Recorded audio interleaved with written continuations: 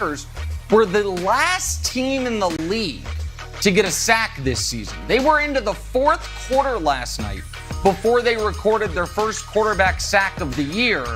And, you know, kids out there, avert your eyes, but look at this vicious hit on Jared Goff. If you're going to finally get a sack, here's how you do it. Oh, no. So that goes down in the books as a sack, but we all know what that is. That's why they measure the hands at the combine, my friend.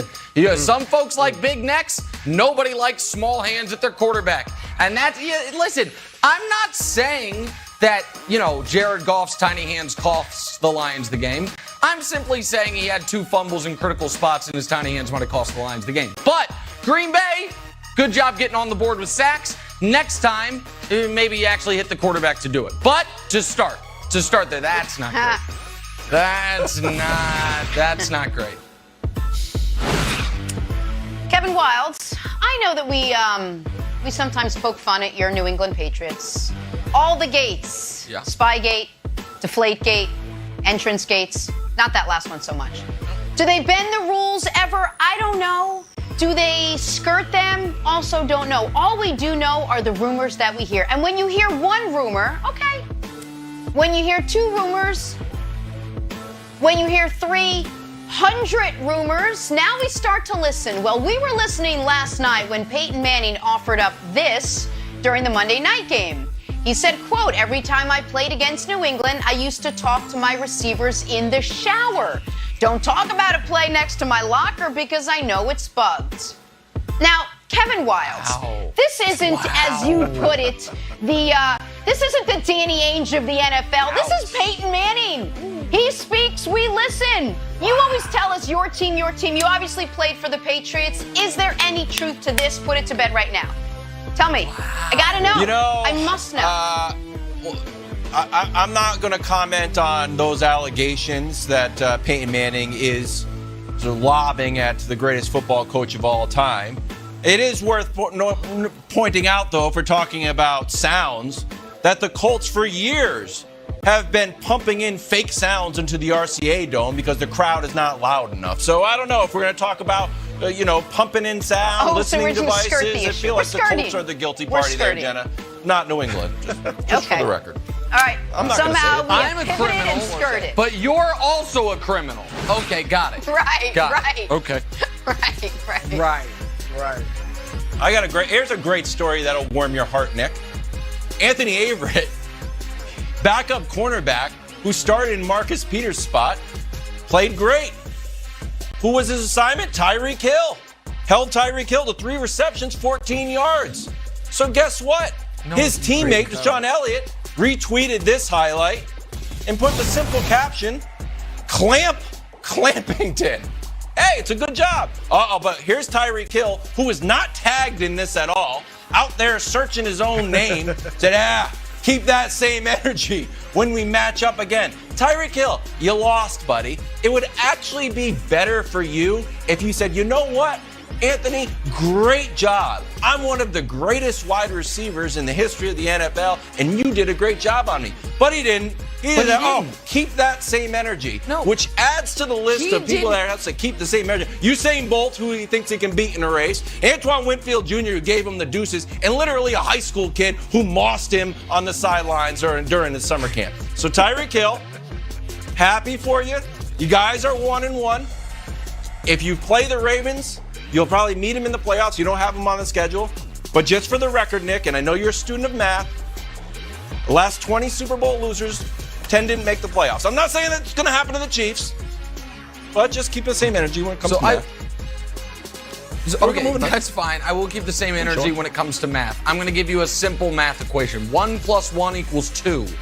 The corner plus the safety that was over the top on Tyreek the whole game is who was defending him. The idea that this guy was in one-on-one coverage the whole game is nonsense. I'm not crying about it. You're just misleading the audience.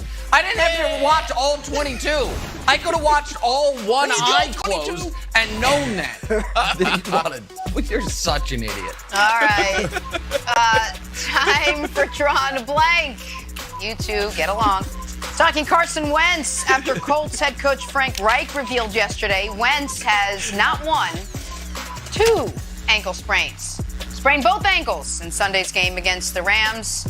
Reich said that his status is still up in the air. Wentz has dealt with injuries 6 of the last 7 seasons, going back to his senior year at North Dakota. I mean, take in the list, find a body part he hasn't injured. Chris Broussard, Carson Wentz's injury should have Colts fans feeling blank. Let's just put that on the same line. Foot and ankles. Yeah, as you said, Janice, injuries, not injury. And they should be feeling deja vu. Deja vu for 2 reasons. One, Wentz has been running for his life ever since the season started. He's been sacked 6 times. He's been hit 21 times.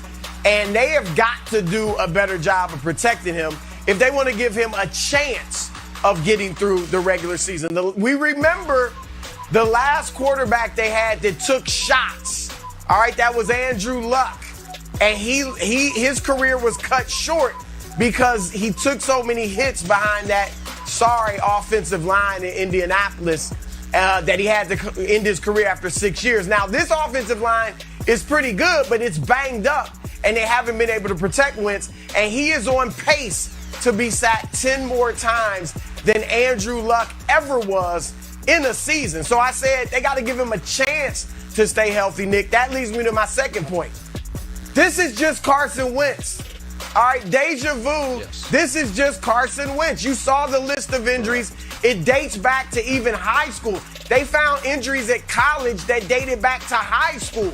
And so he's been in Indianapolis a few months and already had 3 injuries. The foot injury, then the 2 ankle injuries. When he comes back from these ankle injuries, I hate to say it, it disappoints me. It's sad, but it's probably going to be we're just waiting for the next injury in a few weeks. Of course. This is deja vu, unfortunately, for them because Carson Wentz can't stay healthy. Yeah. And it's why, while you mock my Atlanta Falcons playoff pick, they're still alive, by the way, it's why some of us thought picking the Colts to make the playoffs was abjectly insane, because the Carson Wentz injury was inevitable. And some guys get hurt by fluky stuff. Some guys consistently put themselves in jeopardy. Like Carson Wentz, it's not like he's been a little unlucky, but he also never takes the I'll live to play another down approach. He's always throwing his body around there. He's always trying to extend the play. And some of these are his own doing. But if I'm a Colts fan, I'm angry at management. Frank Reich and Chris Ballard got to look in the mirror and say, did we see this coming? If the answer is no, why not? If the answer is yes, then why was our answer Jacob Eason? Forever in Indy, pre-Andrew Luck with Peyton Manning, they never cared about the backup quarterback position. And Bill Polian was asked about it once. Why don't you ever practice, use your backup quarterback at practice? And he said, because if Peyton gets hurt, we're bleeped. And we don't practice bleeped. That made sense because Peyton never missed a game ever until he missed that whole year late in his career. You knew Carson Wentz was brittle. You knew he was injury prone. And to not trade for Minshew, to not trade for Foles when he was writing love poems in the media to Frank Reich, like, oh, please come save me from Chicago, and to be like, nope, Jacob Eason, he's our plan. You could have beaten the Rams. It was a tie game when Eason went in that game. You could have beaten the Rams, much less compete for this time Wentz is inevitably going to miss. So I don't blame Carson Wentz for being Carson Wentz. I blame management for not recognizing who Carson Wentz is and having a legitimate backup plan, Wilds. So I buy your Gardner Minshew thing. Bring his jean shorts in there. It gets a lot of attention, but I don't think that would affect Carson Wentz. Do you actually think they should have traded for Nick Foles? Don't you think that would be sort of the poison pill in the locker room? Well, but so what? You know what's the poison pill in the locker room? Having an emotionally and physically fragile quarterback who now can't play. That's it. Like, I can't be. He was sensitive to having someone behind him, and you've been saying that, Nick. Yes. Yes.